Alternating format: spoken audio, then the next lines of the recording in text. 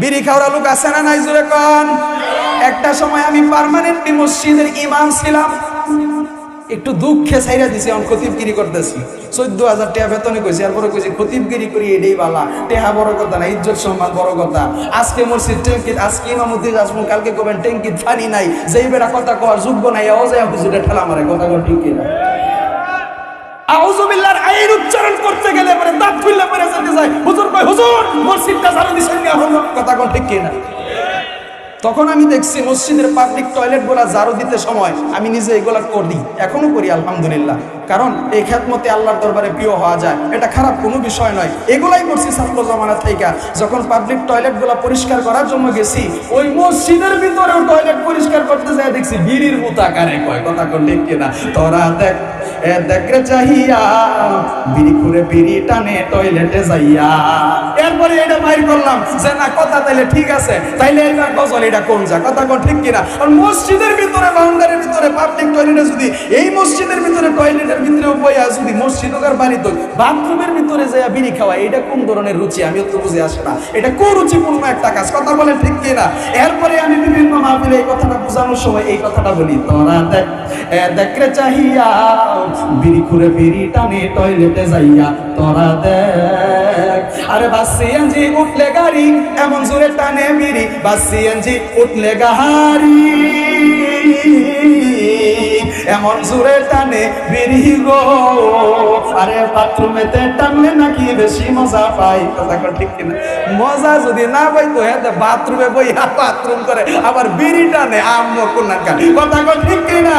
আরে বাস সিএনজি উঠলে গাড়ি এমন জোরে টানে বিড়ি, বাথরুমেতে টানলে নাকি বেশি মজা পাই, তোরা দেখ দেখে চাহিয়া বিড়ি করে বিড়ি টানে টয়লেটে যাইয়া। আল্লাহ জানে এই সমস্ত কুরুচিপূর্ণ কাজ থেকে আমাদেরকে হেফাজত করে। জোরে বলেন আমিন, আরেকটু জোরে বলেন আমিন। আরেকটু আগে আসেন বাজান, অনেকে দাঁড়ায় রয়েছে, ওনাদেরকে জায়গা দেন। বাজান একটু আগে আসেন, আগে আসেন, আগে আসেন। লিল্লাহি তাকবীর। একটু সময় আপনারা দিতে রাজি আছেন না বাজান? কি বলছিলাম? মুমিন বান্দার এক নাম্বার গুণ, মুমিন বান্দা বান্দিগুলা যখন আল্লাহর নাম উচ্চারণ শুনবে, আল্লাহর নাম উচ্চারণ করবে, আল্লাহর নাম শোনার সাথে সাথে মুমিন বান্দার কলবের ভিতরে আল্লাহর ভয় ঢুকে যাবে। আল্লাহর প্রতি ভয় ঢুকাতে হবে। রে বান্দা, আল্লাহর প্রতি যদি তোমার ভয় থাকে রে, আজ থেকে পায়ে ধরে বলি রে যুবক ভাই, অনেক টাকা নষ্ট করছো হোন্ডারের পেট্রোল বইরা, অনেক টাকা নষ্ট করছো প্রেম রিলেশন কইরা। আহারে প্রেমের টাকা খাইয়া দেখা হইয়া গাঞ্জা খাইয়া মরে টাল হইয়া পইরা থাকে, কথা বল ঠিক কিনা? এই পীড়িতের এক পয়সার দাম নাই, যদি মালিকের দরবারে এর অর্ধেক সময়ও দিতা, আল্লাহর দরবারে তুমি যুবক কবুল হয়ে যাইতা, আল্লাহর ওলি হয়ে যাইতা, কথা কোন ঠিক কিনা? না ওটা করতো না, করবো কি কুরুচিপূর্ণ কাজ যেগুলা এইগুলা করবো। তবে আজকের ওয়াজের পরে আশা করি যুবক ভাইদের একটু মনের পরিবর্তন হবে ইনশাআল্লাহ। আমার দিক তাকান রে বান্দা, পর্দার মা, যুবক ভাই, বৃদ্ধ বাবাজি, মালিকের এক নাম্বার, মালিকের দরবারে যদি তুমি মুমিন বান্দা বান্দি হইতে চাও, এক নাম্বার গুণ আল্লাহর প্রতি ভয় ঢুকাও। এ বান্দা, মুমিন বান্দার দুই নাম্বার গুণ, ইন্নামাল মুমিনুনা আল্লাযীনা ইযা যুকিরাল্লাহ ওয়াজিলাত কুলুবুহুম ওয়া ইযা তুলিয়াত আলাইহিম আয়াতুহু যাদাতুহুম ঈমানা।